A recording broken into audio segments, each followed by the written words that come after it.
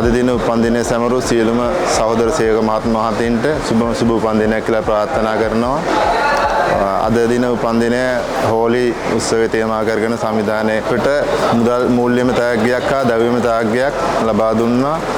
ඒ පිළිබඳව කළමනාකාරීත්වයට බෙහෙවින් විස්තෘතවන්ත වන අතර ඉදිරියටත් මෙවන් උත්සව කර ගැනීමට ශක්තිය ධෛර්යය ලැබේවා කියලා ප්‍රාර්ථනා කරනවා.